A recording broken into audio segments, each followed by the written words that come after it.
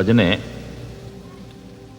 ऐसी उम्मत दा खाका चितरिया, नाम रखिया सिख। उस सिख दे विच की कुछ होना चाहिए, ये गुरु नानक दे बाकी स्वरूप उस दे विच भरदे रहे, उसनूं निखेरदे रहे, उसका रंग बनाते रहे। सारा जीवन हुक्म मनण दी आले दुआले परिक्रमा करता है गुरु अंगद देव जी का। और सिख वही है गुरुद्वारे आके जो गुरु का हुक्म मन लवे, जो अपना हुक्म करन लई आया है। वो हुक्मरान तो हो सकता है, सिख नहीं है। सिख हुक्म मनीए होवे परवान, तां खसमे का महल पाए सी। होके रस्मो वहम तोमात सिख जगत दे चों कढ़ दिते गुरु अमरदास जी ने। वरन वंड नूं भी कढ़ दिता, जात पात नूं भी कढ़ दिता और कह दिता जात पात दा मान करन वाला मूड है। गर्भवास में कुल नहीं जाती, ब्रह्मबिन देते सब उत्पाती। जात का गर्भ न कर मूरख गवारा, इस गर्भ ते उपजे बहुत बेकारा। एक ईश्वर की पूजा वरण वंड नूं एक पासे रख के धन गुरु अमरदास जी महाराज ने इस तरह का आदर्शवादी होने का रंग भरिया। धर्म मंदिरां की उसारी का जज्बा गुरु रामदास जी की देन और उसे ही तस्वीर दे शांति का रंग भरिया गुरु अर्जन देव जी ने। कितना सिख शांत होवे, ये गुरु अर्जन देव जी तो सीखना पड़ेगा। कितना बर्दाश्त का मादा होवे, ये गुरु अर्जन देव जी तो सीखना पड़ेगा। पर यह शांति कोई बुजदिली ना समझ लवे, कायरता ना समझ लवे, तो क्रांति का रंग, इनकलाब का रंग भरिया धन गुरु हरगोबिंद साहब जी महाराज ने। उन्होंने फिर पीरी नूं मीरी दे नाल जोड़ दिता, योग नूं राज नाल जोड़ दिता। और ऐसा हो सकता है जद भी थोड़ी शांति नूं कोई कमजोरी समझे, थोड़े सबर नूं कोई कायरता समझे, तो फिर छेवें पातशाह ने कह दिता नहीं, फिर तुसी मीरी नूं अगे करना है। जब थोड़ी पीरी नूं को कायरता ही समझण लग पवे, बुजदिली समझण लग पवे और उस दे नाल दबाना ही चाहे, फिर तुसी मीरी नूं अगे करो। इस तरह क्रांति का रंग, इस तरह जोगी नूं शहनशाहियत का रंग धन गुरु हरगोबिंद साहब जी महाराज ने प्रदान किया। सतवें पातशाह का मूल संदेश उपदेश ऐ सिख, तू अपने तन दी, अपने धन दी, अपने गुणा की नुमाइश नहीं करनी, प्रदर्शनी नहीं करनी। कई दफा मनुख दे कोल जो कुछ है उसकी नुमाइश करके राजी होंदा, दूजे देखन। शेख सादी साहब कहा करते सन, अगर मैथों बिना सारी दुनिया अंधी होंदी तो कहंदा मेरा 60% समा बच जाना सी, जिहड़ा मैनूं दिखाण दे उत्ते खर्च करना पैंदा दूजे नूं दिखाण ते। तन की प्रदर्शनी, धन की प्रदर्शनी, गुणा की प्रदर्शनी, घर बार की प्रदर्शनी, दूजे नूं दिखाना। साहिबा ने कहा नहीं, तन प्रभु की देन है, यदि की प्रदर्शनी करनी। धन उपजीविका लई है, यदि नुमाइश की करनी। मकान रहन लई है, यदि प्रदर्शनी की करनी। और गुण परमात्मा नाल जुड़न लई ने, यदि नुमाइश करने का मतलब ही नहीं है। ये शिक्षा धन गुरु हर राय साहब जी महाराज दी। अगां चलिए, किधरे मुगालता ना पै जाए कि नाम अभ्यास बुढ़ेपे की गल है, ऐसा एक बोध होंदा है। दूसरा चाणक ने हिंदुस्तान दे च एक नारा लाया सी, बिकमराजीत दा गुरु सी, राजगुरु। ਉਹਦਾ ਕਹਿਣਾ ਸੀ ਜਿਸ ਨੂੰ ਧਰਮ ਦਾ ਮੁਖੀ ਬਣਾਉਣਾ ਹੈ, ਜਿਸ ਨੂੰ ਸਮਾਜ ਦਾ ਮੁਖੀ ਬਣਾਉਣਾ ਹੈ ਔਰ ਜਿਸ ਨੂੰ ਸ਼ਹਿਨਸ਼ਾਹੀਅਤ ਦੇ ਤਖਤ ਤੇ ਬਿਠਾਉਣਾ ਹੈ, ਰਾਜਨੀਤਿਕ ਤਲ ਤੇ ਮੁਖੀ ਬਣਾਉਣਾ ਹੈ, ਉਸ ਦੀ ਉਮਰ 35 ਸਾਲ ਤੋਂ ਘੱਟ ਨਹੀਂ ਹੋਣੀ ਚਾਹੀਦੀ। ਕਮ ਸੇ ਕਮ ਉਹ 35 ਸਾਲ ਦਾ ਤੇ ਹੋਣਾ ਹੀ ਚਾਹੀਦਾ ਹੈ। ਉਹ ਕਹਿੰਦਾ ਸੀ ਇਸ ਤੋਂ ਥੱਲੇ ਜਿਹੜੀ ਉਮਰ ਹੈ ਉਹਦੇ 'ਚ ਪਕਿਆਈ ਨਹੀਂ ਆਉਂਦੀ, ਗਹਿਰਾਈ ਨਹੀਂ ਆਉਂਦੀ। ਉਹ ਸਵੇਰੇ ਬੋਲ ਕੇ ਸ਼ਾਮ ਨੂੰ ਮੁਨਕਰ ਹੋ ਸਕਦਾ ਹੈ। ਉਹਦੇ ਬੋਲਾਂ ਦੇ 'ਚ ਪੁਖਤਗੀ ਨਹੀਂ ਹੋਵੇਗੀ, ਉਹਦੇ ਸੋਚਣੀ ਦੇ 'ਚ ਗਹਿਰਾਈ ਨਹੀਂ ਹੋਵੇਗੀ। ਇਸ ਵਾਸਤੇ ਸਮਾਜ ਦਾ ਮੁਖੀ, ਧਰਮ ਦਾ ਮੁਖੀ, ਰਾਜਨੀਤੀ ਦਾ ਮੁਖੀ ਜਦ ਵੀ ਕਿਸੇ ਦੇ ਹੱਥ ਬਾਗਡੋਰ ਦੇਣੀ ਹੈ, ਵੇਖ ਲੈਣਾ ਕਿ 35 ਤੋਂ ਟੱਪਿਆ ਹੋਇਆ ਕਿ ਨਹੀਂ। ਅਗਰ ਥੱਲੇ ਹੈ ਤਾਂ ਉੱਥੇ ਜਜ਼ਬਾ ਪ੍ਰਧਾਨ ਹੋਵੇਗਾ, ਜੋਸ਼ ਪ੍ਰਧਾਨ ਹੋਵੇਗਾ, ਹੋਸ਼ ਨਹੀਂ ਹੈ। ਭਾਵੇਂ ਬੜਾ ਵਿਚਾਰਕ ਸੀ ਚਾਣਕ, ਮਾਮੂਲੀ ਪੱਧਰ ਦਾ ਮਨੁੱਖ ਨਹੀਂ ਸੀ। ਆਮ ਹਾਲਤ ਵਿੱਚ ਐਸਾ ਹੁੰਦਾ ਹੈ। ਜਦ ਕਦੀ ਮੈਨੂੰ ਕੋਈ ਜਵਾਨ ਕਹਿ ਦਿੰਦਾ ਵੀ ਸਾਡਾ ਤੇ ਖੂਨ ਖੋਲਦਾ ਹੈ, ਇਹ ਗੱਲ ਸੁਣ ਕੇ ਮੈਂ ਕਹਿੰਦਾ ਹੁੰਦਾ ਉਮਰ ਹੀ ਹੈ, ਖੋਲਣਾ ਹੀ ਚਾਹੀਦਾ। ਅਗਰ ਖੂਨ ਨਾ ਖੋਲੇ ਤਾਂ ਸ਼ੱਕ ਵੀ ਕੀਤਾ ਜਾ ਸਕਦਾ ਤੂੰ ਜਵਾਨ ਵੀ ਹੈ ਕਿ ਨਹੀਂ। ਇਸ ਖੂਨ ਦਾ ਖੋਲਣਾ ਸੁਭਾਵਕ ਹੈ। ਪਰ ਇਹ ਜਿਹੜਾ ਜੋਸ਼ ਹੈ ਅਗਰ ਇਸ ਸੀਮਾ ਤੋਂ ਅੱਗੇ ਵੱਧ ਜਾਏ, ਮੈਂ ਇੱਕ ਉਦਾਹਰਣ ਦੇਣਾ ਹੁੰਦਾ। ਦੇਖਦੇ ਹਾਂ ਅਸੀਂ, ਤੁਹਾਡੀ ਕਾਰ ਹੈ, ਗੈਸ ਪਾਉਂਦੇ ਹੋ, ਪੈਟਰੋਲ ਪਾਉਂਦੇ ਹੋ, ਪਰ ਰੇਡੀਏਟਰ ਦੇ 'ਚ ਪਾਣੀ ਵੀ ਪਾਉਂਦੇ ਹੋ। ਇਹ ਪਾਣੀ ਨਾਲ ਨਹੀਂ ਚੱਲਦੀ, ਗੈਸ ਨਾਲ ਚੱਲਦੀ ਹੈ। ਪਰ ਪਾਣੀ ਵੀ ਪਾਣਾ ਪੈਂਦਾ ਕਿਧਰੇ ਇੰਜਨ ਓਵਰ ਹੀਟ ਨਾ ਹੋ ਜਾਏ, ਸੀਮਾ ਤੋਂ ਅਗਾਂਹ ਜ਼ਿਆਦਾ ਗਰਮ ਨਾ ਹੋ ਜਾਏ। ਅਗਰ ਹੋ ਗਿਆ ਤਾਂ ਰੁਕ ਜਾਏਗਾ, ਨਹੀਂ ਚੱਲ ਸਕੇਗਾ। ਉਸ ਦੀ ਗਰਮੀ ਨੂੰ ਸੀਮਾ ਦੇ 'ਚ ਰੱਖਣਾ ਹੈ। ਅਗਰ ਇਸ ਸੀਮਾ ਤੋਂ ਅੱਗੇ ਲੰਘ ਗਈ ਗਰਮੀ, ਇਹ ਗੱਡੀ ਨਹੀਂ ਚੱਲ ਸਕੇਗੀ। ਜੋ ਨਿਯਮ ਇੱਕ ਕਾਰ ਤੇ ਇੱਕ ਇੰਜਨ ਤੇ ਲਾਗੂ ਹੈ, ਸੇਮ ਇਹੀ ਨਿਯਮ ਜ਼ਿੰਦਗੀ ਤੇ ਲਾਗੂ ਹੈ। ਜਿਹੜੀ ਕੌਮ, ਜਿਹੜਾ ਵਿਅਕਤੀ, ਜੋ ਮਨੁੱਖ ਸੀਮਾ ਤੋਂ ਅੱਗੇ ਗਰਮ ਹੋ ਜਾਏ, ਉਸ ਦੇ ਲਈ ਖੁਦ ਵੀ ਚੱਲਣਾ ਔਖਾ ਹੋ ਜਾਂਦਾ ਹੈ, ਮੰਜ਼ਿਲ ਮਕਸੂਦ ਤੇ ਪਹੁੰਚਣਾ ਵੀ ਔਖਾ ਹੋ ਜਾਂਦਾ ਹੈ। ਚਾਣਕ ਨੇ ਕਿਹਾ ਸੀ ਜਿਸ ਨੂੰ ਵੀ ਧਰਮ ਦਾ ਮੁਖੀ ਬਣਾਉਣਾ ਹੈ, ਸਮਾਜ ਦਾ ਮੁਖੀ ਬਣਾਉਣਾ ਹੈ ਜਾਂ ਰਾਜਨੀਤੀ ਦਾ ਮੁਖੀ ਬਣਾਉਣਾ ਹੈ, ਉਹਦੀ ਉਮਰ 35 ਤੋਂ ਥੱਲੇ ਨਹੀਂ ਹੋਣੀ ਚਾਹੀਦੀ। ਕਮ ਸੇ ਕਮ 35 ਸਾਲ ਦਾ ਤੇ ਹੋਣਾ ਹੀ ਚਾਹੀਦਾ, ਨਹੀਂ ਤੇ ਉਸਦੇ ਸੰਜੀਦਗੀ ਨਹੀਂ ਹੋਵੇਗੀ, ਉਹ ਲੰਬੀ ਸੋਚਣੀ ਉਸਦੇ ਕੋਲ ਨਹੀਂ ਹੋਵੇਗੀ ਔਰ ਉਹਦੇ ਬੋਲਾਂ ਦੇ 'ਚ ਵੀ ਪੁਖਤਗੀ ਨਹੀਂ ਹੋਵੇਗੀ। ਕਹੇਗਾ ਕੁਛ, ਕਰੇਗਾ ਕੁਛ। ਜਿਨ੍ਹਾਂ ਦਿਨਾਂ 'ਚ ਚਾਣਕ ਦੇ ਇਹ ਬੋਲ ਭਾਰਤ ਦੇ 'ਚ ਪੂਰਨ ਤੌਰ ਤੇ ਛਾਏ ਹੋਏ ਸਨ ਤੇ ਲੋਕੀ ਮੰਨਦੇ ਸਨ, ਭਾਵੇਂ ਚਾਣਕ ਰੁਖਸਤ ਹੋ ਚੁੱਕਿਆ ਸੀ, ਗੁਜ਼ਰ ਚੁੱਕਿਆ ਸੀ, ਮੁੱਦਤ ਪਾ ਕੇ ਈਰਾਨ ਦਾ ਸੂਫੀ ਫਕੀਰ ਸ਼ੇਖ ਸਾਦੀ ਹਿੰਦੁਸਤਾਨ ਦੀ ਸਿਹਤ ਲਈ ਆਇਆ। ਉਹਨੇ ਗੁਲਿਸਤਾਨ ਦੇ ਜ਼ਿਕਰ ਵੀ ਕੀਤਾ ਕਿ ਮੈਂ ਹਿੰਦੁਸਤਾਨ ਦਾ ਭਰਮਣ ਕਰਕੇ ਆਇਆ। ਤਾਂ ਚਾਣਕ ਦੇ ਇਹ ਬੋਲ ਉਹਨਾਂ ਦਿਨਾਂ 'ਚ ਉੱਥੇ ਪ੍ਰਚਲਿਤ ਸਨ। ਇਹ ਸਹਿਮਤ ਨਹੀਂ ਹੋਇਆ। ਕਹਿੰਦਾ ਚਾਣਕ ਇੱਕ ਬਹੁਤ ਅੱਛਾ ਰਿਸ਼ੀ ਹੈ, ਬਹੁਤ ਅੱਛਾ ਵਿਚਾਰਕ ਹੈ, ਦਾਰਸ਼ਨਿਕ ਹੈ, ਚਿੰਤਕ ਹੈ, ਧਾਰਮਿਕ ਵੀ ਹੈ, ਪਰ ਰਾਜਨੀਤੀ ਦਾ ਪੰਡਤ ਵੀ ਹੈ। ਪਰ ਇਹ ਗੱਲ ਉਸ ਦੀ ਸਚਾਈ ਦੀ ਕਸੌਟੀ ਤੇ ਪੂਰੀ ਨਹੀਂ ਉਤਰਦੀ। ਉਹਨੇ ਨਾਰਾ ਲਾਇਆ, ਬਜ਼ੁਰਗੀ ਬਾ ਅਕਲ ਅਸਤ ਨ ਕੇ ਬਾ ਸਾਲ। ਬਜ਼ੁਰਗੀ ਅਕਲ ਤੋਂ ਹੈ, ਉਮਰ ਤੋਂ ਨਹੀਂ ਹੈ।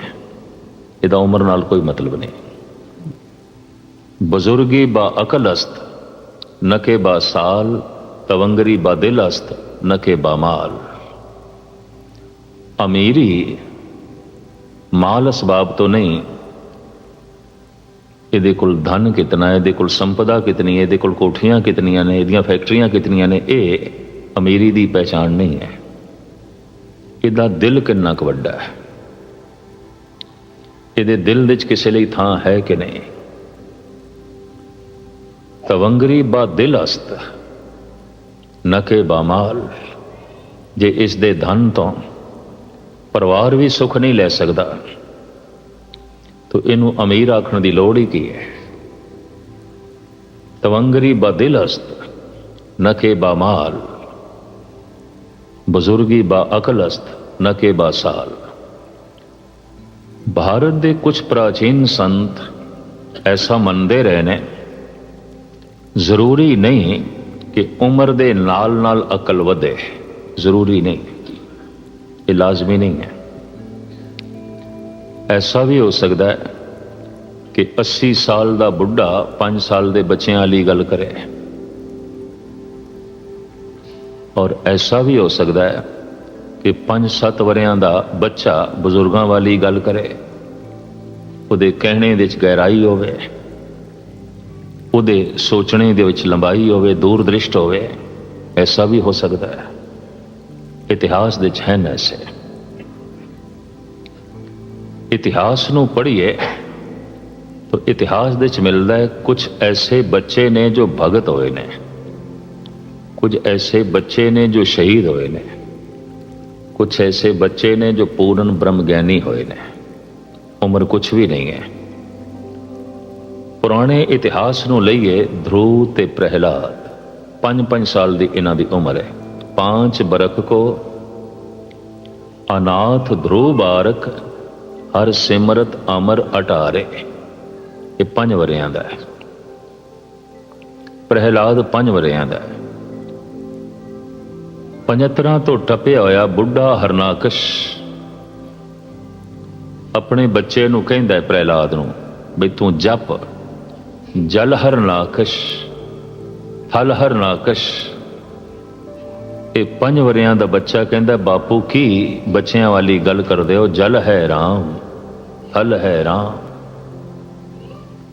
ਇਹ 5 ਸਾਲ ਦਾ ਬੱਚਾ ਬਜ਼ੁਰਗਾਂ ਵਾਲੀ ਗੱਲ ਕਰਦਾ ਹੈ, ਉਹ 75 ਸਾਲ ਦਾ ਬੁੱਢਾ ਬੱਚਿਆਂ ਵਾਲੀ ਗੱਲ ਕਰਦਾ ਹੈ। ਖੇਡ ਰਹੇ ਨੇ ਬੁੱਢੇ ਤਾਸ਼ ਸ਼ਤਰੰਜ। ਪੁੱਛੋ ਕੀ ਕਰ ਰਹੇ ਹੋ? ਸਮਾਂ ਪਾਸ ਪਏ ਕਰਦੇ ਆ। ਸਮਾਂ ਹੈ ਵੀ ਸਹੀ ਤੁਹਾਡੇ ਕੋਲ, ਪੈਰ ਤੇ ਕਬਰ ਦੇ ਚਲਾ ਗਿਆ ਇੱਕ। ਇਹਨੂੰ ਸਫਲ ਕਰੋ, ਸਮੇਂ ਨੂੰ ਸਫਲ ਕਰੋ, ਜ਼ਿੰਦਗੀ ਨੂੰ ਸਫਲ ਕਰੋ। ਅਜੇ ਵੀ ਬਚਕਾਨੀਆਂ ਹਰਕਤਾਂ, ਅਜੇ ਵੀ ਬੱਚਿਆਂ ਵਾਲੇ ਬੋਲ। ਉਮਰ 17-75 ਦੀ ਹੋ ਗਈ ਹੈ। ਗੁਰਦੁਆਰੇ ਆਮਦਿਆਂ ਵੀ 50 ਸਾਲ ਹੋ ਗਏ ਨੇ। ਪੁੱਛਦੇ ਨੇ ਗਿਆਨੀ ਜੀ ਮੂਲ ਮੰਤਰ ਕਿਹੜਾ ਹੈ, ਗੁਰਮੰਤਰ ਕਿਹੜਾ ਹੈ? ਤੇ ਪੁੱਛਿਆ ਜਾ ਸਕਦਾ 50 ਸਾਲ ਤੋਂ ਕਰਦਾ ਕੀ ਰਿਹਾ ਤੂੰ, ਕੀ ਕਰਦਾ ਰਿਹਾ ਗੁਰਦੁਆਰੇ ਆ ਕੇ? ਇਹ ਤੇ ਬਚਪਨ ਹੈ ਬਿਲਕੁਲ। ਤੈਨੂੰ ਇਤਨਾ ਵੀ ਬੋਧ ਨਹੀਂ, ਤੈਨੂੰ ਇਤਨਾ ਵੀ ਪਤਾ ਨਹੀਂ। ਇਹ ਤੇ ਫਿਰ ਇੱਥੇ ਆਉਣ ਦਾ ਜੋ ਮੁੱਦਾ ਸੀ, ਜੋ ਮਕਸਦ ਸੀ, ਉਹ ਤੂੰ ਸਾਹਮਣੇ ਹੀ ਨਹੀਂ ਰੱਖਿਆ। ਤੁਸੀਂ ਗੁਰੂ ਗ੍ਰੰਥ ਸਾਹਿਬ ਜੀ ਮਹਾਰਾਜ ਤੋਂ ਪੁੱਛੋ ਨਾਮ ਕਿਵੇਂ ਜਪੀਏ। ਪਾਤਸ਼ਾਹ ਦੀ ਬਾਣੀ ਕਹਿੰਦੀ ਹੈ, ਰਾਮ ਜਪੋ ਜੀ ਐਸੇ ਐਸੇ ਧਰੁਵ ਪ੍ਰਹਿਲਾਦ ਜਪਿਓ ਹਰ ਜੈਸੇ। ਇਹ 80 ਸਾਲ ਦੇ ਬੁੱਢੇ ਰੱਬ ਦਾ ਨਾਂ ਇੰਜ ਜਪ ਜਿਵੇਂ 5 ਸਾਲ ਦੇ ਧਰੁਵ ਨੇ ਜਪਿਆ, ਜਿਵੇਂ 5 ਵਰਿਆਂ ਦੇ ਪ੍ਰਹਿਲਾਦ ਨੇ ਜਪਿਆ, ਪੂਰੇ ਭਰੋਸੇ ਨਾਲ, ਪੂਰੇ ਯਕੀਨ ਨਾਲ। ਬੱਚੇ ਭਗਤ ਹੋਏ ਨੇ, ਬੱਚੇ ਬ੍ਰਹਮ ਗਿਆਨੀ ਵੀ ਹੋਏ ਨੇ। ਇਤਿਹਾਸ ਦੇ ਵਿੱਚ ਇੱਕ ਝਾਂਕੀ ਉਹ ਵੀ ਆਪ ਜੀ ਦੇ ਸਾਹਮਣੇ ਮੈਂ ਰੱਖਾਂ। ਧੰਨ ਗੁਰੂ ਨਾਨਕ ਦੇਵ ਜੀ ਮਹਾਰਾਜ ਬੇਰੀ ਦੇ ਥੱਲੇ ਬੈਠੇ ਨੇ। 7 ਵਰਿਆਂ ਦਾ ਇੱਕ ਬੱਚਾ, ਮਾਂ ਉਸਦੇ ਅੱਗੋਂ ਰੋਟੀ ਰੱਖਦੀ ਹੈ, ਖਾ ਲੈ। ਉਹ ਥਾਲੀ ਚੁੱਕ ਲੈਂਦਾ, ਲੱਸੀ ਦਾ ਲੋਟਾ ਚੁੱਕ ਲੈਂਦਾ, ਬਾਹਰ ਨਿਕਲ ਜਾਂਦਾ ਹੈ। ਬੇਰੀ ਦੇ ਥੱਲੇ ਬੈਠੇ ਨੇ ਗੁਰੂ ਨਾਨਕ, ਅੱਗੋਂ ਰੱਖ ਕੇ ਹੱਥ ਜੋੜ ਕੇ ਕਹਿੰਦਾ, ਬਾਬਾ ਜੀ ਮੇਰੀ ਬੜੀ ਸ਼ਰਧਾ, ਤੁਸੀਂ ਚੱਖ ਲਓ। ਬਹੁਤ ਸ਼ਰਧਾ ਮੇਰੀ ਬੜੀ ਭਾਵਨਾ ਹੈ, ਤੁਸੀਂ ਛਕ ਲੋਗੇ ਮੈਨੂੰ ਬੜੀ ਖੁਸ਼ੀ ਮਿਲੇਗੀ। ਇੰਜ ਹੱਥ ਜੋੜ ਕੇ ਖੜਾ ਹੈ। ਉਮਰ ਤੇ ਕੁਛ ਵੀ ਨਹੀਂ। ਸਤਿਗੁਰ ਦੇ ਨੇਤਰ ਖੁੱਲੇ, ਕਹਿਣ ਲੱਗੇ, ਬੱਚੇ ਭੁੱਖ ਤੇ ਸਾਨੂੰ ਨਹੀਂ ਸੀ, पर जिस ढंग नाल तू कह रहा मैं तेरा दिल भी नहीं तोड़ना। छक लेंदे। महाराज ने दोवें प्रसादे छक ले, लस्सी पी लई, थाली दे च लोटा रख के बालक नूं पकड़ांदे होया कहन लै ये भांडे लै अपने, आपां तृप्त हो गए।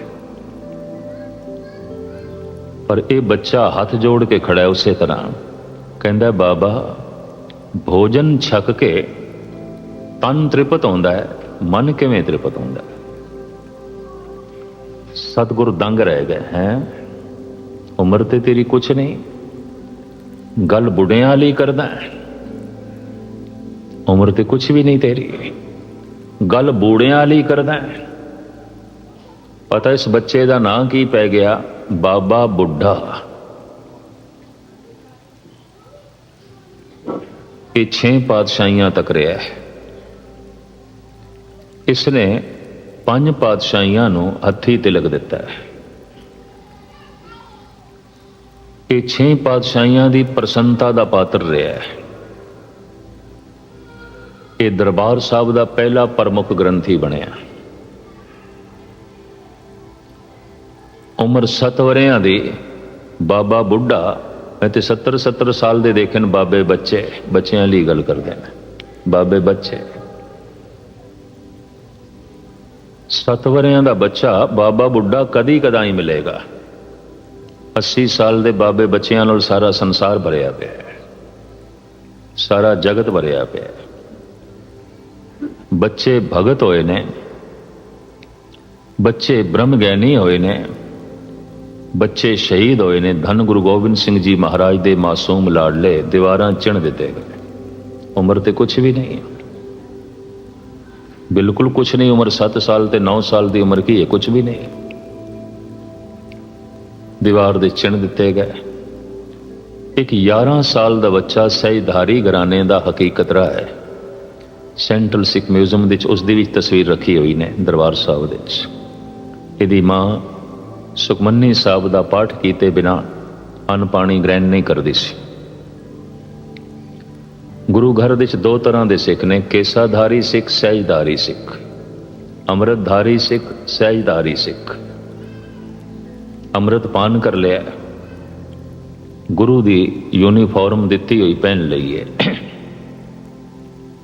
सहजधारी सिख अमृत नहीं छकिया, केस भी नहीं रखे, 10 गुरुओं च विश्वास रखते हैं, सारा कर्म गुरु मर्यादा अनुसार करते हैं, पर अजे गुरु की दिती हुई वर्दी नहीं पहनी। लेकिन इन्हों भी सिख मनिया गया, सहजधारी सिख। हाँ, केसाधारी होके अमृतधारी होके फिर केस कटा दिते, ये सहजधारी नहीं ने। इन्हों पतित सिद्ध कहा जाता है, गुस्ताखी माफ। वो सहजधारी नहीं है। सहजधारी अजे सहजे सहजे चल लेन रख लेंगे। अजे 10 गुरुओं च विश्वास है। अजे शादी गमी खुशी सब गुरु आशे के मुताबिक करते हैं।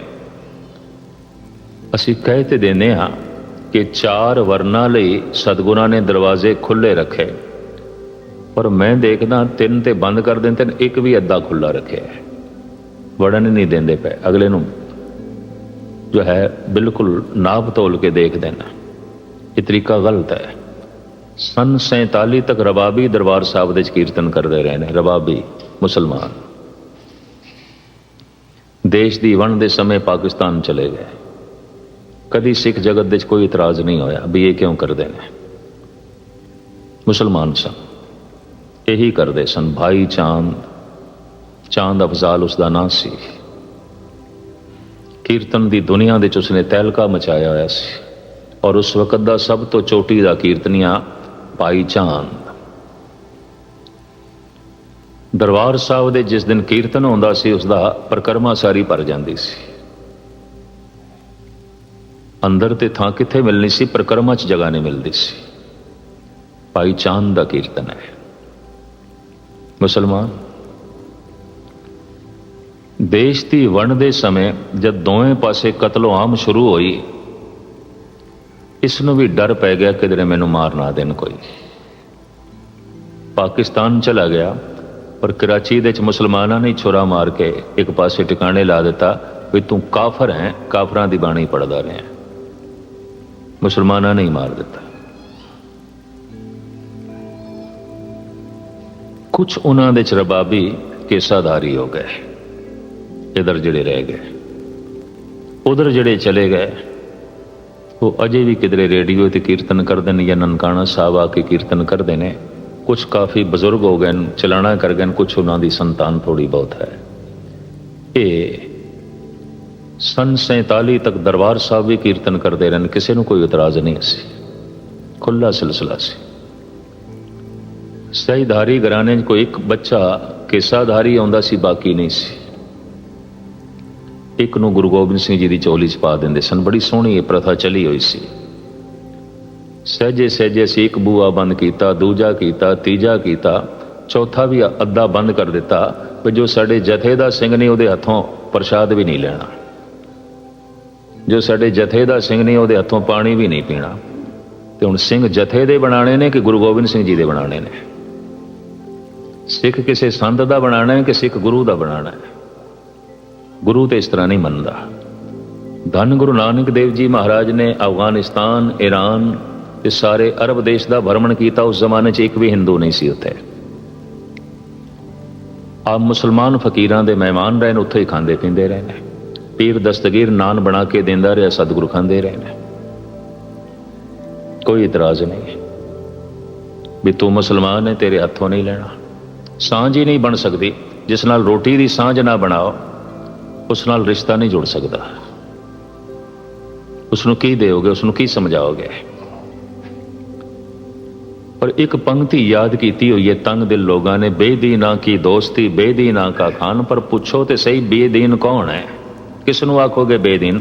दूसरी पंक्ति ते पढ़ो, सिफती सार न जानने सदा सदा अभिमान। जो परमात्मा की सिफतो सलाह नहीं जानता ते हर वक्त हंकार नाल भरिया है, बेदीन है, उहदे हथों नहीं खाना। ते तुसी आखो जिसने साडे ढंग नाल इबादत नहीं की थी वो बेदीन है, तो फिर फरीद भी बेदीन है। वो साडे ढंग नाल इबादत नहीं करता, वो तो नमाज पढ़ता है। उठ फरीदा उजू साज सुबह नमाज गुजार, जो सिर साई ना निवे सो सिर कप उतार। उन्हें नमाज पढ़ पढ़ के खुदा नू प्राप्त किया है।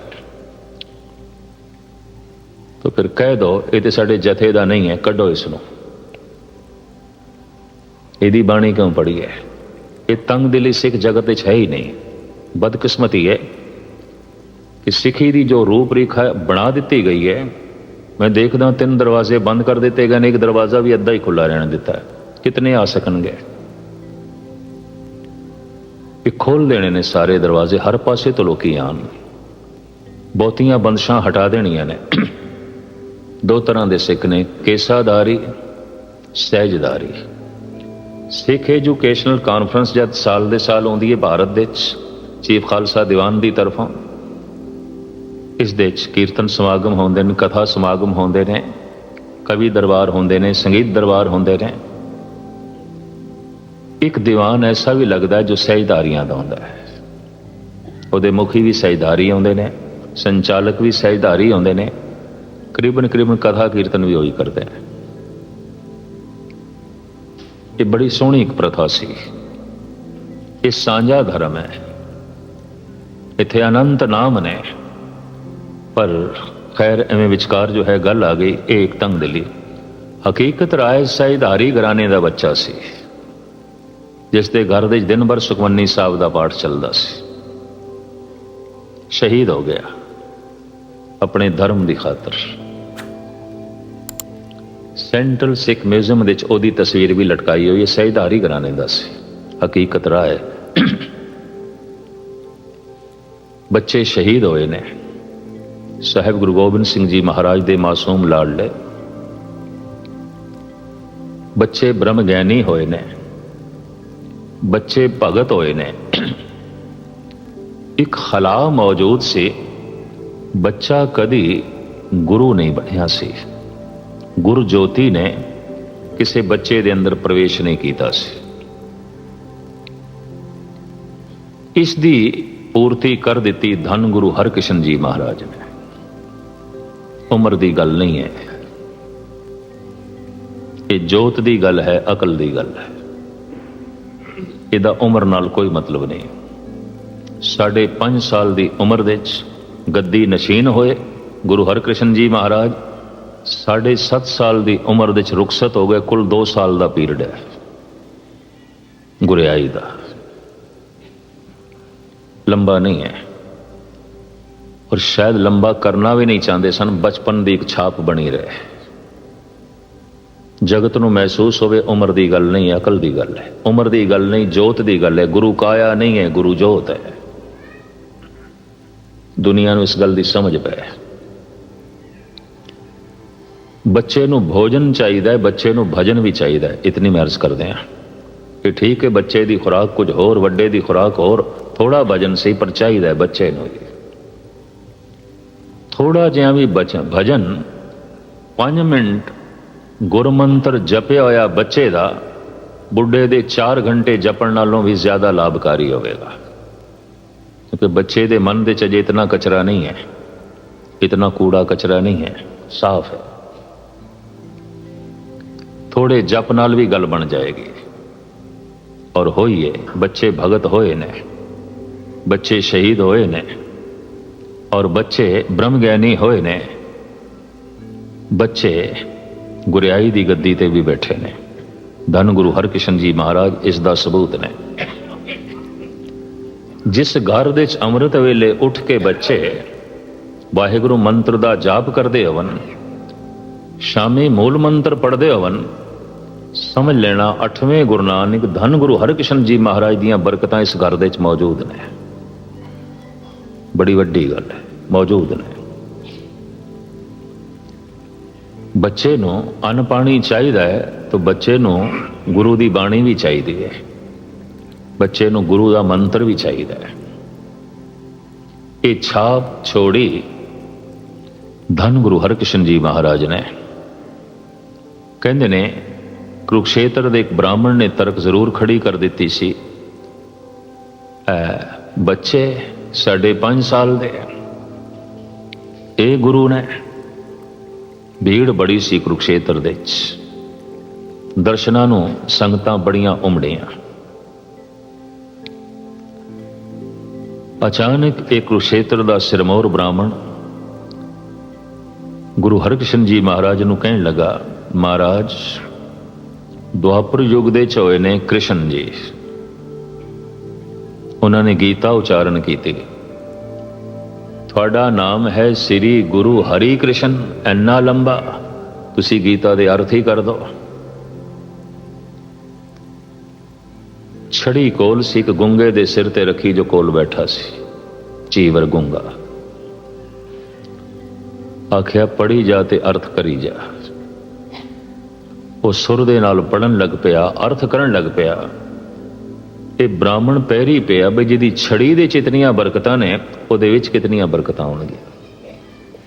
ਗੁਰੂ ਜੋਤ ਹੈ, ਗੁਰੂ ਕਾਇਆ ਨਹੀਂ।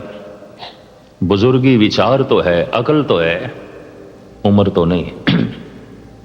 ਬਜ਼ੁਰਗੀ ਬਾ ਅਕਲ ਅਸਤ न के बा साल, तवंगरी बा दिल अस्त न के बा माल।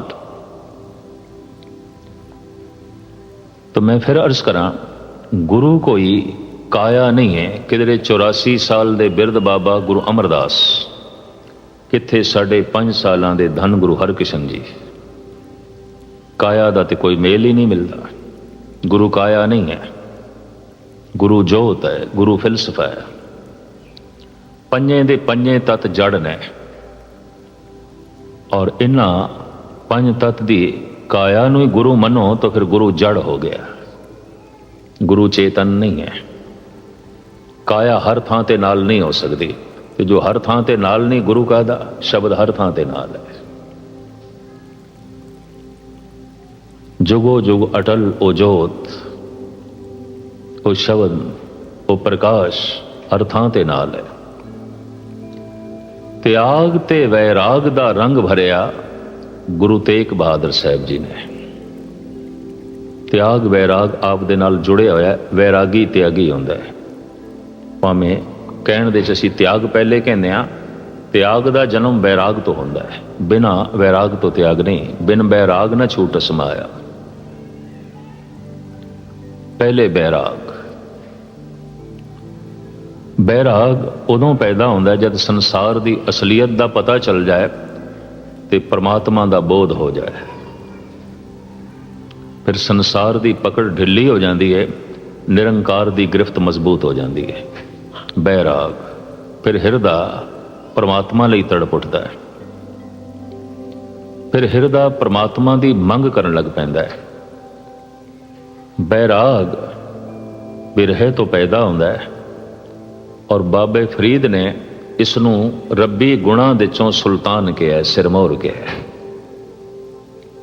ਬਿਰਹਾ ਬਿਰਹਾ ਆਖੀਏ, ਬਿਰਹਾ ਤੋਂ ਸੁਲਤਾਨ ਫਰੀਦਾ, ਜੇ ਤਨ ਬਿਰਹੇ ਨਾ ਉਪਜੇ ਸੋ ਤਨ ਜਾਣ ਮਸਾਣ।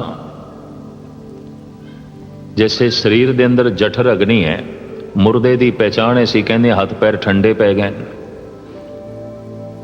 ਮਨ ਜ਼ਿੰਦਾ ਰਹਿੰਦਾ ਤ੍ਰਿਸ਼ਨਾ ਕਰਕੇ, ਅਗਨੀ। ਤੇ ਜੇ ਤ੍ਰਿਸ਼ਨਾ ਨਹੀਂ ਤਾਂ ਫਿਰ ਬਿਰਹੇ ਅਗਨੀ, ਬਿਰਹਾ ਵੀ ਅਗਨ ਹੈ।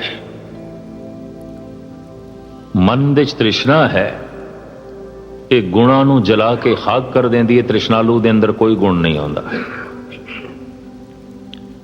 ਬਿਰਹਾ ਔਗੁਣਾਂ ਨੂੰ ਜਲਾ ਕੇ ਖਾਕ ਕਰ ਦਿੰਦਾ ਹੈ। ਬਿਰਹੀ ਮਨੁੱਖ ਦਾ ਹਿਰਦਾ ਬਿਲਕੁਲ ਸ਼ੁੱਧ ਹੁੰਦਾ ਹੈ, ਉਹਦੇ ਅੰਦਰ ਕੋਈ ਔਗਣ ਨਹੀਂ ਆਉਂਦਾ। ਬਿਰਹੇ ਦੀ ਅਗਨ ਵਾਸ਼ਨਾ ਨੂੰ ਜਲਾ ਕੇ ਖਾਕ ਕਰ ਦਿੰਦੀ ਹੈ। ਬਿਰਹੇ ਦੀ ਅਗਨ ਹੰਕਾਰ ਨੂੰ ਜਲਾ ਕੇ ਖਾਕ ਕਰ ਦਿੰਦੀ ਹੈ। ਬਿਰਹੇ ਦੀ ਅਗਨ ਲੋਭ ਤੇ ਵਾਸ਼ਨਾ ਨੂੰ ਨਹੀਂ ਰਹਿਣ ਦਿੰਦੀ। ਇਹ ਐਸੀ ਅਗਨ ਹੈ। ਔਰ ਜੇ ਬਿਰਹੇ ਦੀ ਅਗਨ ਨਹੀਂ ਤਾਂ ਫਿਰ ਤ੍ਰਿਸ਼ਨਾ ਹੈ। ਤੇ ਤ੍ਰਿਸ਼ਨਾ ਗੁਣਾਂ ਨੂੰ ਜਲਾਉਂਦੀ ਹੈ, ਅੱਗ ਦਾ ਕੰਮ ਹੈ। ਤ੍ਰਿਸ਼ਨਾਲੂ ਦੇ ਅੰਦਰ ਕੋਈ ਗੁਣ ਨਹੀਂ ਹੋਵੇਗਾ, ਬੈਰਾਗੀ ਦੇ ਅੰਦਰ ਕੋਈ ਔਗਣ ਨਹੀਂ ਹੋਵੇਗਾ, ਕਿਉਂਕਿ ਬੈਰਾਗ ਤਮਾਮ ਔਗੁਣਾਂ ਨੂੰ ਜਲਾ ਕੇ ਖਾਕ ਕਰ ਦਿੰਦਾ ਹੈ। ਤਿਆਗ ਤੇ ਵੈਰਾਗ ਦੀ ਮੂਰਤੀ ਨੇ ਧੰਨ ਗੁਰੂ ਤੇਗ ਬਹਾਦਰ ਸਾਹਿਬ ਜੀ ਮਹਾਰਾਜ, ਉਹ ਖਾਕਾ ਜੋ ਗੁਰੂ ਨਾਨਕ ਨੇ ਚਿਤਰਿਆ ਸੀ, ਉਸ ਦੇ ਤਿਆਗ ਤੇ ਵੈਰਾਗ ਦਾ ਰੰਗ ਭਰਿਆ ਹੈ ਧੰਨ ਗੁਰੂ ਤੇਗ ਬਹਾਦਰ ਸਾਹਿਬ ਜੀ ਨੇ। ਗੁਰੂ ਹਰਗੋਬਿੰਦ ਸਾਹਿਬ ਜੀ ਮਹਾਰਾਜ ਦੇ ਸਾਹਿਬਜ਼ਾਦੇ।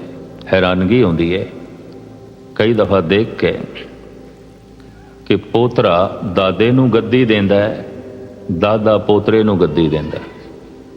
ਕਦੀ ਇਤਿਹਾਸ ਪੜ੍ਹੋਗੇ ਇਸ ਤਰੀਕੇ ਨਾਲ ਤੇ ਦੰਗ ਰਹਿ ਜਾਓਗੇ। ਇਹ ਤੇ ਨਿਰਾਲੀ ਖੇਡ ਹੈ। ਗੁਰੂ ਹਰਗੋਬਿੰਦ ਸਾਹਿਬ ਜੀ ਮਹਾਰਾਜ ਗੁਰੂ ਹਰਰਾਏ ਸਾਹਿਬ ਨੂੰ ਗੱਦੀ ਦਿੰਦੇ ਨੇ, ਪੋਤਰੇ ਨੂੰ।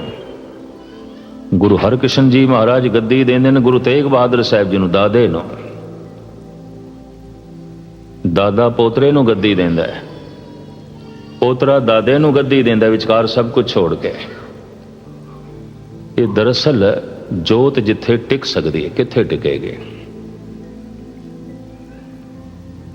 ਇਹ ਉਸ ਦੀ ਬਣਤਰ ਕਿਹੜੀ ਥਾਂ ਤੇ ਜੋ ਹੈ ਬਣ ਸਕਦੀ ਹੈ?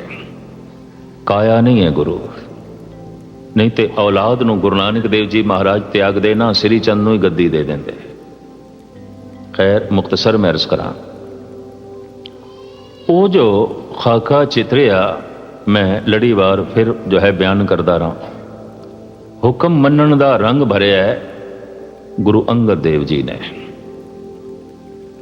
ਜ਼ਾਤ ਪਾਤ ਨੂੰ, ਵਰਨ ਵੰਡ ਨੂੰ, ਭੇਦ ਭਾਵ ਨੂੰ ਇੱਕ ਪਾਸੇ ਰੱਖ ਕੇ ਆਦਰਸ਼ਵਾਦੀ ਹੋਣ ਦਾ ਰੰਗ ਭਰਿਆ ਹੈ ਗੁਰੂ ਅਮਰਦਾਸ ਜੀ ਨੇ।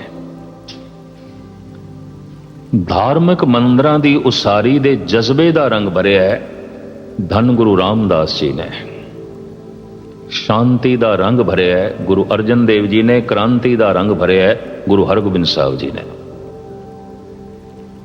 ਨੁਮਾਇਸ਼ ਨਹੀਂ ਕਰਨੀ, ਪ੍ਰਦਰਸ਼ਨੀ ਨਹੀਂ ਕਰਨੀ, ਸਾਦਗੀ ਦੇ ਚ ਰਹਿਣਾ ਹੈ। ਐਸੀ ਸਿੱਖਿਆ ਦੀਕਸ਼ਾ, ਐਸਾ ਰੰਗ, ਇਸ ਸਤਵੇਂ ਗੁਰੂ ਨਾਨਕ ਦੀ ਦੇਣ। ਪਰ ਬੰਦਗੀ ਬਚਪਨ ਤੋਂ ਹੀ ਸ਼ੁਰੂ ਕਰਨੀ ਹੈ। ਨਾਮ ਬਚਪਨ ਤੋਂ ਹੀ ਜਪਣਾ ਹੈ। ਰੋਂਦੇ ਹੋਏ ਮੈਂ ਮਾਂ ਬਾਪ ਦੇਖਦਾ ਬੱਚਿਆਂ ਦੇ, ਕੋਮਲ ਹਿਰਦਾ ਸੀ, ਛੋਟੇ ਸਨ, ਕੋਈ ਸੰਸਕਾਰ ਦਿੱਤੇ ਨਹੀਂ ਤੇ ਹੁਣ ਕਹਿੰਦੇ ਨੇ ਸਾਡੇ ਬੱਚੇ ਸਿੰਘ ਨੇ। ਹੁਣ ਕਿਤੋਂ ਖਾਕ ਸਿੰਘ ਬਣਨਗੇ? ਬੀਜ ਤੇ ਪਾਇਆ ਹੀ ਨਹੀਂ ਪਹਿਲੇ। ਹਿੰਦੂ ਜਗਤ ਦੀ ਇਹ ਧਾਰਨਾ ਹੈ ਕਿ 9 ਸਾਲ ਤੋਂ ਪਹਿਲੇ ਪਹਿਲੇ ਬੱਚੇ ਦਾ ਯੱਗੋ ਪਵਿੱਤ ਕਰਾ ਦਿਓ। ਗੁਰੂ ਨਾਨਕ 9 ਸਾਲ ਦੇ ਸਨ ਜਦੋਂ ਜਨੇਊ ਪਹਿਨਾਉਣ ਲੱਗੇ ਸਨ, ਸਤਿਗੁਰੂ ਨੇ ਨਹੀਂ ਪਹਿਨਿਆ। ਹਿੰਦੂ ਧਰਮ ਵਿੱਚ ਇਸ ਤਰ੍ਹਾਂ ਹੀ ਹੈ, 9 ਸਾਲ ਤੋਂ ਪਹਿਲੇ ਪਹਿਲੇ ਜਨੇਊ ਪਹਿਨਾ ਦਿਓ, ਧਾਰਮਿਕ ਸੰਸਕਾਰ ਦੇ ਦਿਓ, ਮੁੜ ਕੇ ਇਸ ਨੇ ਨਹੀਂ ਲੈਣੇ।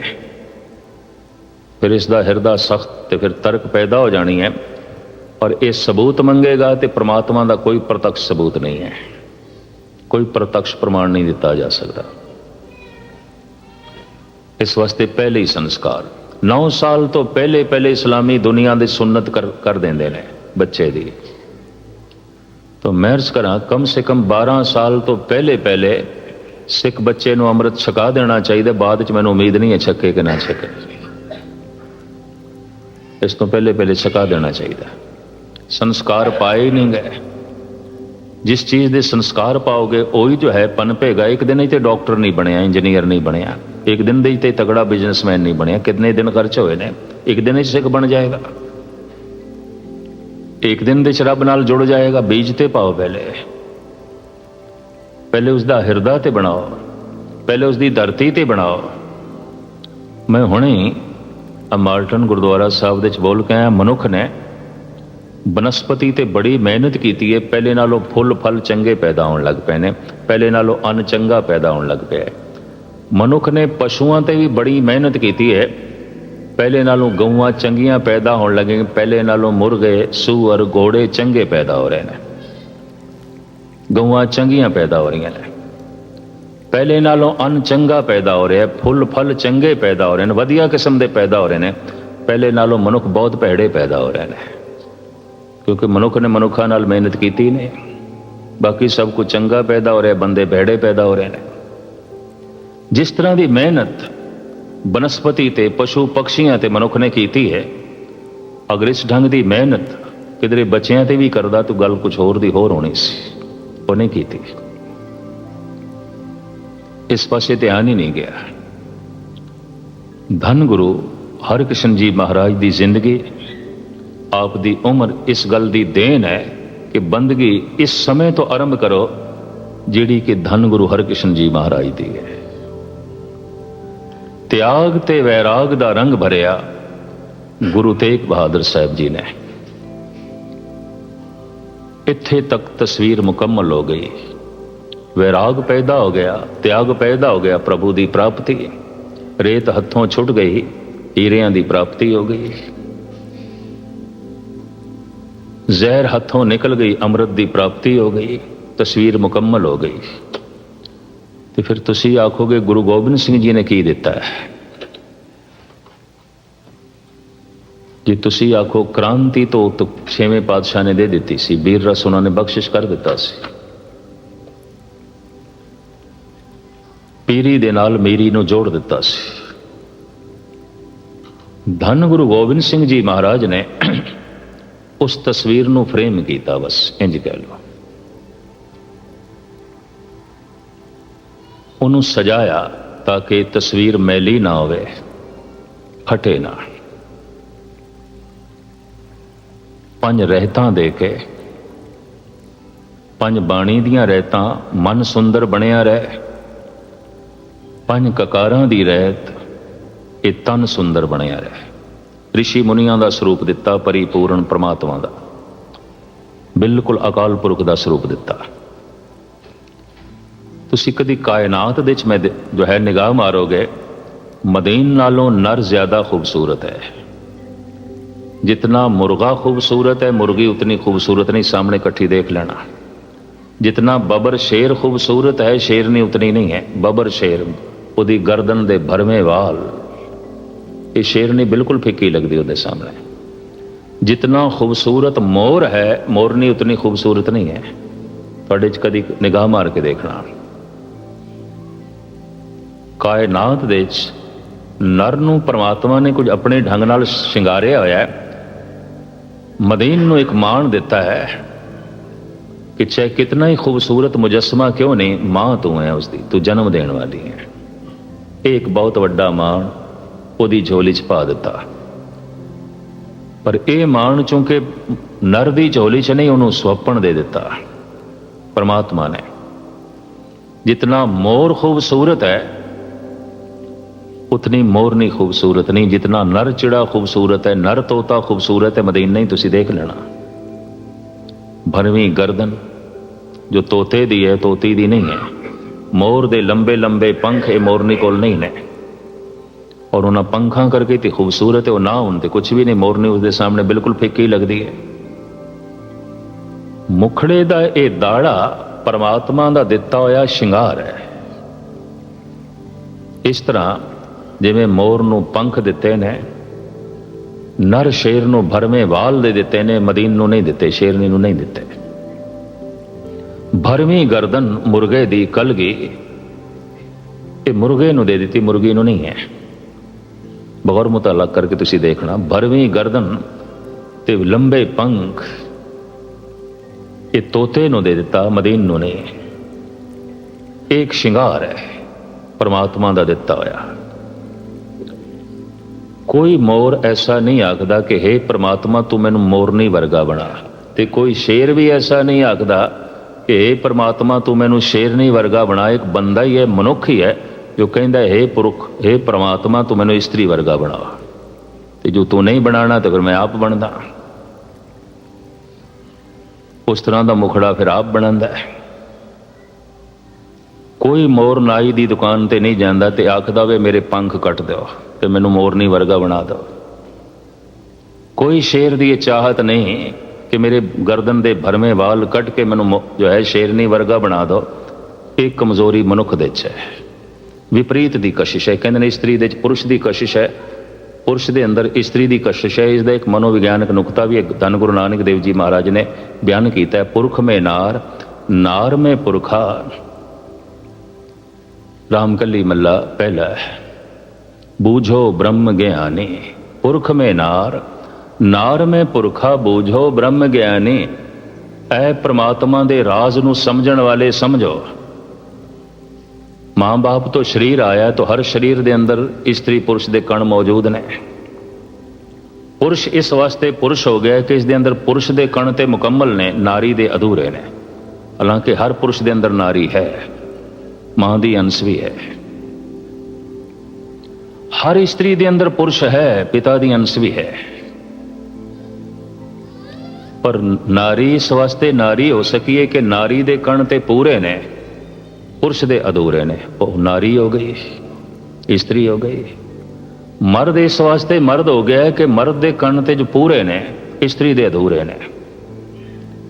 तो इस तरह स्त्री भी अर्ध अंग है, पुरुष भी अर्ध अंग है। प्राचीन ऋषि मुनि कहते रहे अर्धांगनी, स्त्री अर्धांगनी है, अर्ध अंग है।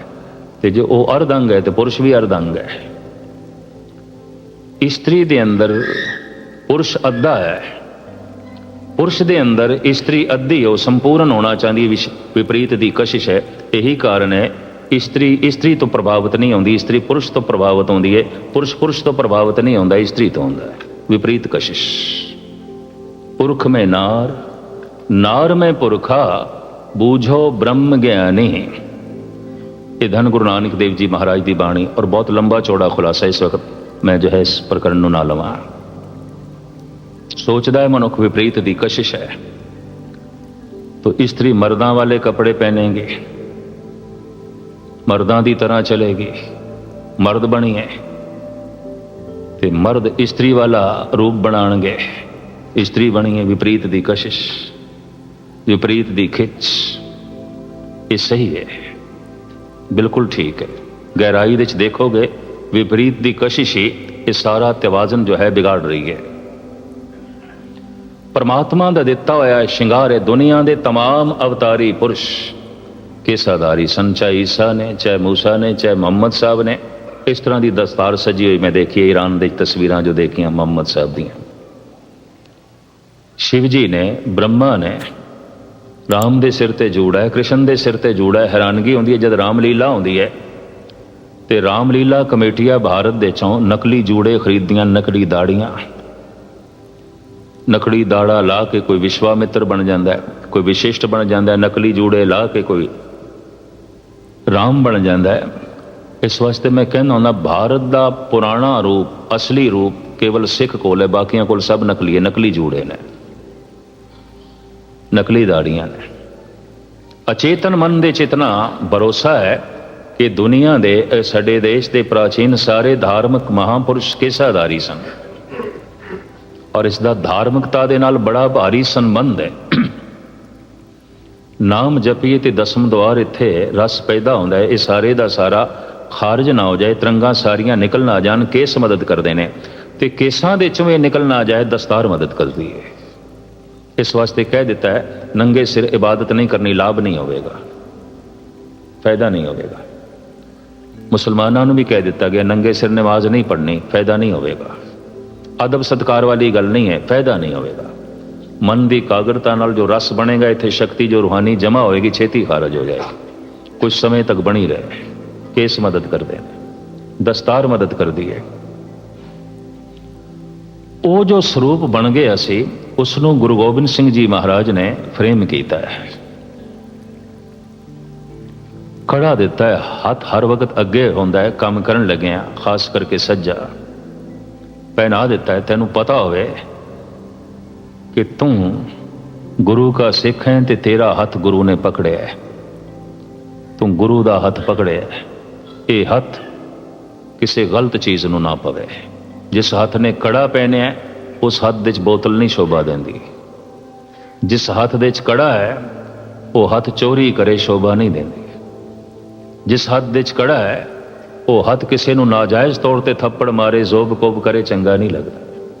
ਜਿਸ ਹੱਥ ਦੇ 'ਚ ਕੜਾ ਹੈ, ਇਹ ਹੱਥ ਦੁਰਾਚਾਰ ਲਈ ਅੱਗੇ ਵਧਣ, ਇਹ ਸ਼ੋਭਾ ਨਹੀਂ ਦਿੰਦਾ, ਕੜਾ ਰੋਕਦਾ ਹੈ। ਔਰ ਤਾਂਤਰਿਕ ਵਿਦਿਆ ਦਾ ਵੀ ਉਸ ਮਨੁੱਖ ਦੇ ਉੱਤੇ ਅਸਰ ਨਹੀਂ ਹੁੰਦਾ ਜਿਸ ਨੇ ਹੱਥ ਦੇ 'ਚ ਕੜਾ ਪਹਿਨਿਆ ਹੈ। ਇਸ ਵਾਸਤੇ ਕਈ ਯੋਗੀ ਜਿਨ੍ਹਾਂ ਨੂੰ ਤਾਂਤਰਿਕ ਤੌਰ ਤੇ ਮੁਤਾਸਰ ਕਰਨਾ ਚਾਹੁੰਦੇ ਨੇ, ਉਹਨਾਂ ਕੋਲ ਕਹਿ ਦਿੰਦੇ ਨੇ ਵੀ ਲੋਹੇ ਦਾ ਕੋਈ ਸਮਾਨ ਹੈ ਤੇ ਇੱਕ ਪਾਸੇ ਰੱਖ ਦਿਓ, ਇਹ ਵੀ ਮੈਰਿਜ ਕਰਦੇ ਨੇ।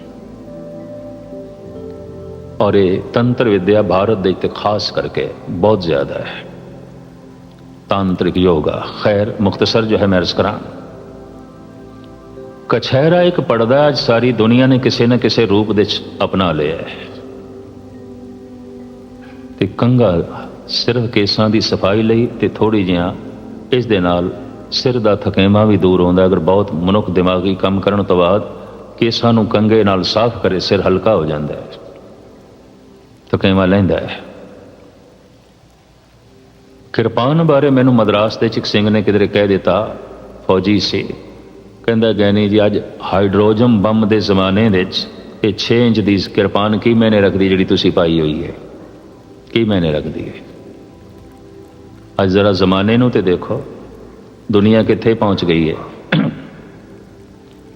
ਮੈਂ ਕਿਹਾ ਤੈਨੂੰ ਕਿਸ ਨੇ ਆਖ ਦਿੱਤਾ ਹੈ ਕਿ ਮੈਂ ਮਾਰਨ ਵਾਸਤੇ ਪਾਈ ਹੈ? ਫਿਰ ਕਹਿੰਦਾ ਕਾਹਨੂੰ ਪਾਈ ਹੈ? ਮੈਂ ਕਿਹਾ ਇਹ ਸ਼ਸਤਰ ਹੈ, ਇਹ ਵੀਰ ਰਸ ਹਿਰਦੇ 'ਚ ਦਿੰਦਾ ਹੈ। ਹਥਿਆਰ ਤੇ ਜਿਹੜਾ ਵਕਤ ਦਾ ਹੋਵੇਗਾ, ਮਨੁੱਖ ਉਸ ਤਰੀਕੇ ਨਾਲ ਆਪਣਾ ਬਚਾਅ ਕਰੇਗਾ ਜਾਂ ਜੋ ਕੁਝ ਕਰੇਗਾ, ਪਰ ਅੰਦਰ ਵੀਰ ਰਸ ਤੇ ਹੋਣਾ ਚਾਹੀਦਾ ਹੈ ਨਾ। ਤੇ ਜੇ ਵੀਰ ਰਸ ਨਹੀਂ ਤੇ ਕੀ ਕਰੇਗਾ? ਕੁਝ ਵੀ ਨਹੀਂ। ਤੇ ਵੀਰ ਰਸ ਤੇ ਸ਼ਸਤਰ ਤੋਂ ਮਿਲਦਾ ਉਂਝ ਨਹੀਂ। ਹਰ ਰੰਗ ਦਾ ਮਨ ਦੇ ਉੱਤੇ ਪ੍ਰਭਾਵ ਹੈ, ਹਰ ਤਰ੍ਹਾਂ ਦੇ ਕੱਪੜਿਆਂ ਦਾ ਮਨ ਦੇ ਉੱਤੇ ਪ੍ਰਭਾਵ ਹੈ। ਸੂਤੀ ਕੱਪੜਿਆਂ ਦਾ ਆਪਣਾ ਪ੍ਰਭਾਵ ਹੈ, ਰੇਸ਼ਮੀ ਕੱਪੜਿਆਂ ਦਾ ਮਨ ਦੇ ਉੱਤੇ ਆਪਣਾ ਪ੍ਰਭਾਵ ਹੈ, ਪੀਲੇ ਰੰਗ ਦਾ ਆਪਣਾ ਪ੍ਰਭਾਵ ਹੈ, ਚਿੱਟੇ ਰੰਗ ਦਾ ਆਪਣਾ ਪ੍ਰਭਾਵ ਹੈ। ਹਰ ਰੰਗ ਤੋਂ ਮਨ ਪ੍ਰਭਾਵਿਤ ਹੁੰਦਾ ਹੈ, ਹਰ ਤਰ੍ਹਾਂ ਦੇ ਕੱਪੜਿਆਂ ਤੋਂ ਮਨ ਪ੍ਰਭਾਵਿਤ ਹੁੰਦਾ ਹੈ। ਇਹ ਕਿਸ ਤਰ੍ਹਾਂ ਹੋ ਸਕਦਾ ਹੈ ਕਿ ਸ਼ਸਤਰ ਤੋਂ ਮਨ ਪ੍ਰਭਾਵਿਤ ਨਹੀਂ ਹੁੰਦਾ? ਮਨ ਦੇ ਉੱਤੇ ਸ਼ਸਤਰ ਦਾ ਇੱਕ ਅਸਰ ਪੈਂਦਾ ਹੈ ਕਿ ਮੈਂ ਸਿਪਾਹੀ ਹਾਂ। ਜਿਸ ਦਿਨ ਦੀ ਕਿਰਪਾਨ ਕਿੱਲੀ ਨਾਲ ਟੰਗ ਦਿੱਤੀ, ਪਰ ਚੁੱਕ ਕੇ ਮਾਰੀਏ, ਬੁਜ਼ਦਿਲੀ ਦੀ ਮੂਰਤੀ ਬਣ ਗਏ ਸਿੱਖ, ਕਾਇਰਤਾ ਦੀ ਮੂਰਤੀ ਬਣ ਗਏ। ਇਹ ਵੀ ਮੈਰਿਜ ਕਰਦੇ ਹਾਂ। और वही हालत हो गई, हम तो तोलन जाने तकड़ी, नंगी करत कबू नहीं पकड़ी। हालत वही हो गई। वीर रस अंदरों जो है खत्म होया। इस पंज रहत दे दर्पण दे सतगुरां ने उस तस्वीर नूं मढ़िया।